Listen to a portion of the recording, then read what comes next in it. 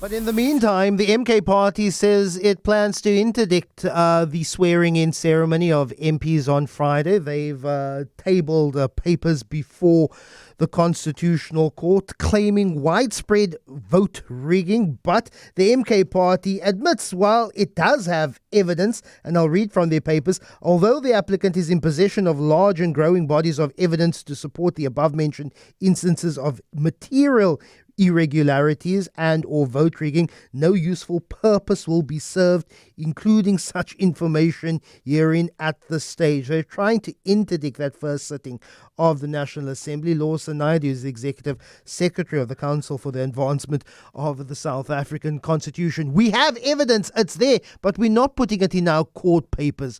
Why even bother for the MK party, Lawson Naidoo? Good morning. Good morning, Lester. Thank you. Indeed, I mean, I think you've nailed it already. You can't go to court and say we've got evidence, but we're not going to bother the court with that evidence, and then ask the court to make a far-reaching decision, even if it's the urgent part of the application to interdict the National Assembly from convening on Friday. It's laughable, really. I mean, if one reads those the applications to the Constitutional Court, it's flimsy, it's spurious, it's a legal nonsense. Because the correct approach for the MK party or any other party that is dissatisfied with the way in which the Electoral Commission handled objections that they lodged with them would have been to appeal that decision from the Commission to the Electoral Court. And they had 3 days to do that, which expired last Wednesday. And now they're rushing off to the Constitutional Court on an urgent basis to try and stop Friday sitting on the basis that they say the election was flawed, but there's not a shred of evidence preferred. And they're asking the court to make such a decision, without providing, that evidence. So I would be very surprised if the Constitutional Court even entertained this matter. I usually ask you for your esteemed legal opinion, but I'd ask you now for your political opinion. What is the MK party's endgame? Simply just to frustrate the last throw of the dice before Parliament has to sit on Friday? Well, I'd be hesitant to try and predict what their end game might be, but they're certainly being spoilers. This is another example of their grandstanding. I mean, they've spoken for months now about how they believe that the Electoral Commission is compromised, it's not independent, it's biased, the fact that they were, going to get a 2/3 majority, and so on. And this just feeds into that narrative. And what the next step is after the National Assembly has convened on Friday and proceeds to elect a Speaker, Deputy Speaker, and President, we'll have to see what the MK party comes up with.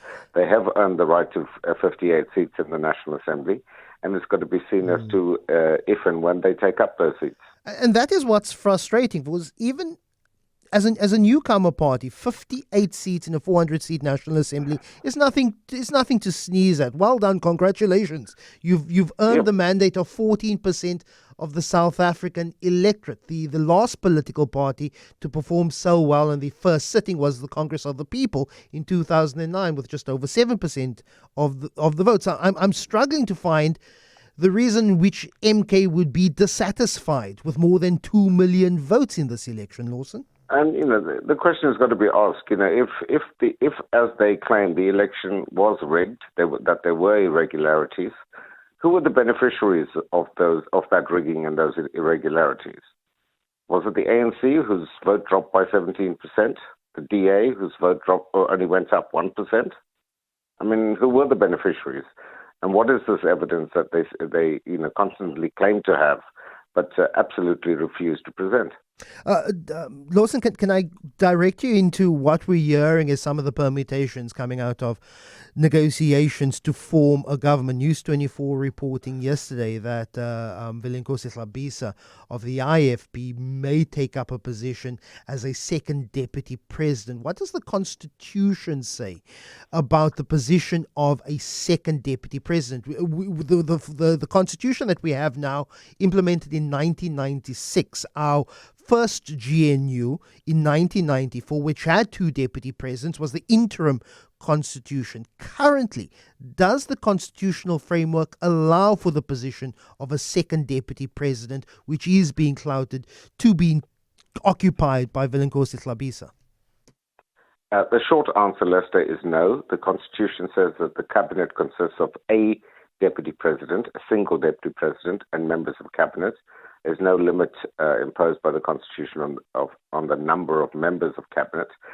So a second deputy president is not permissible within the current constitutional dispensation. However, the president does have some flexibility in, if we go back to 1994, we had a roving minister in the presidency. Minister without portfolio, indeed. So the president, there could be something creative like that to create another, position, but it cannot be called that of a deputy president. Lawson, I do really appreciate your time. Executive Secretary for the Council for the Advancement of the South African Constitution. We are in a vacuum at the moment, and we'll be in a vacuum for at least the next 48 hours. I perfectly understand why negotiations are behind closed doors. I have a professional curiosity of why I'd want to know what is happening, what is being discussed. But I think I also have an interest as a South African about trade-offs, what concessions are being made, and would you like to know as well, should these agreements not necessarily be held in public, but agreements at least being made public, not just in the form of a press statement, but this is what we've conceded to, this is what we've agreed to, and this is how we will form a new government from Friday.